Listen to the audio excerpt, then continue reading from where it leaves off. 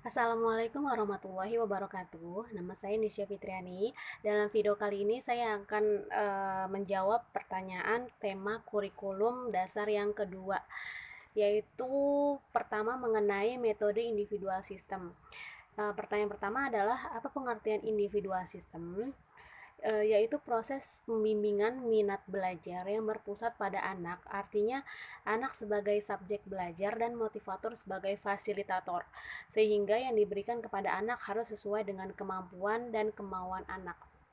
Yang kedua adalah mengapa pendekatan yang dilakukan harus individual system, karena tidak akan semua step system jika tidak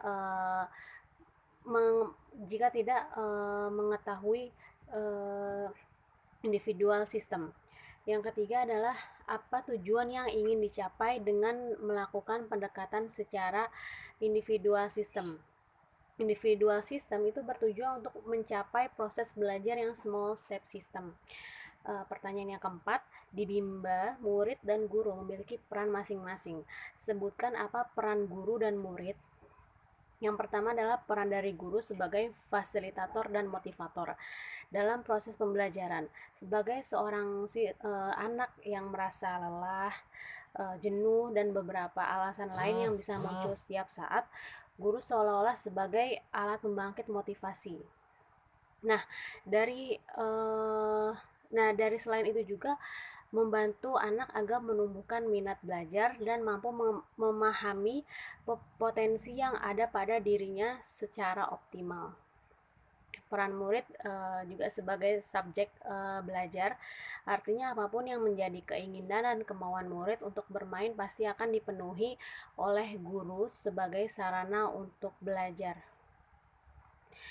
Yang kelima adalah apa perbedaan antara metode individual system dengan classical system. Dari individual system yaitu perbandingannya itu sedikit, sedangkan classical system itu perbandingannya banyak. Selain itu materi yang diberikan itu berbeda-beda dari individual system, sedangkan classical system itu materinya beragam. Dari individual system yaitu kurikulumnya juga menyesuaikan, sedangkan classical system kurikulumnya sudah ditentukan. Terakhir adalah dari individual system anak sebagai subjek, sedangkan classical system guru sebagai sumber belajar. Pertanyaan yang keenam yaitu bagaimana cara yang dilakukan motivator agar dapat melakukan pendekatan secara individual system. Dengan cara bertanya dan mencari tahu melalui orang tua atau wali dari anak secara individual agar dapat mengetahui apa kesukaan dan lebih memahami karakter dari anak tersebut. Yang ketujuh yaitu apa dampak yang akan terjadi bila pendekatan dilakukan secara individual system. Nah, dampaknya yaitu motivator lebih bisa memahami karakter anak dan juga keinginan anak agar mencapai proses belajar yang small step system. Yang kedelapan yaitu apa dampak yang terjadi bila pendekatan dilakukan secara classical system. Dampaknya yaitu sangat sesuai untuk diterapkan dalam pembelajaran ketika anak dituntut untuk menguasai keterampilan melalui latihan-latihan tertentu yang terpola dan berulang, mempermudah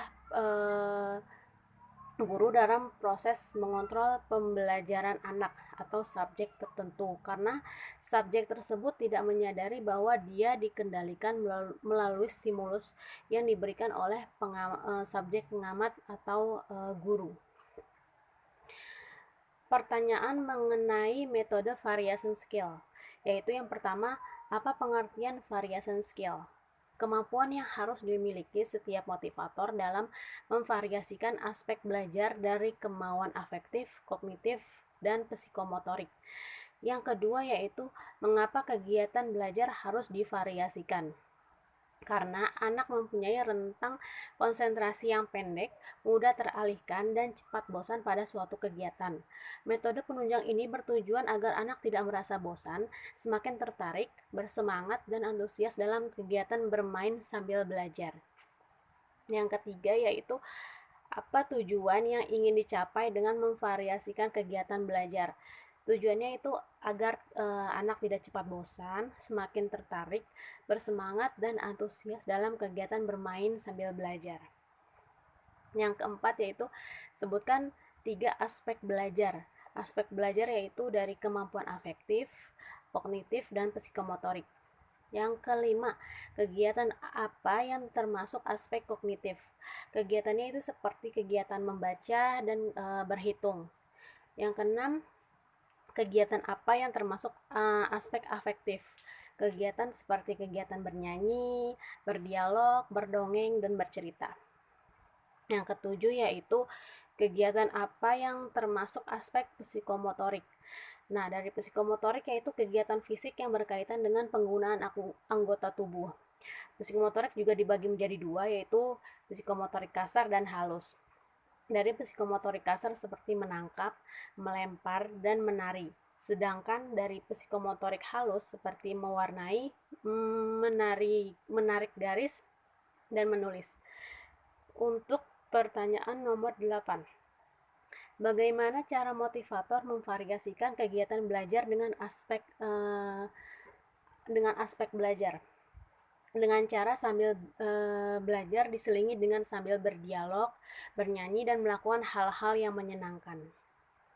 Nah, yang terakhir yaitu pertanyaan mengenai teori dasar dengan psikologi pendidikan.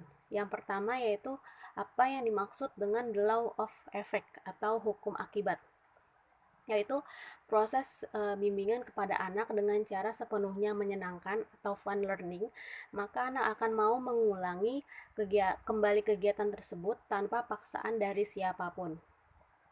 Yang kedua yaitu apa yang dimaksud dengan the law of exercise atau hukum latihan. Anak sering mengulang, maka anak sering latihan, sehingga anak semakin mampu dan terampil. Yang ketiga yaitu apa yang dimaksud dengan the law of readiness atau hukum kesiapan. Jika sudah mampu dan terampil, maka anak akan siap ke tahap selanjutnya dan proses belajar pun akan semakin menyenangkan. Hal ini disebut dengan the law of readiness.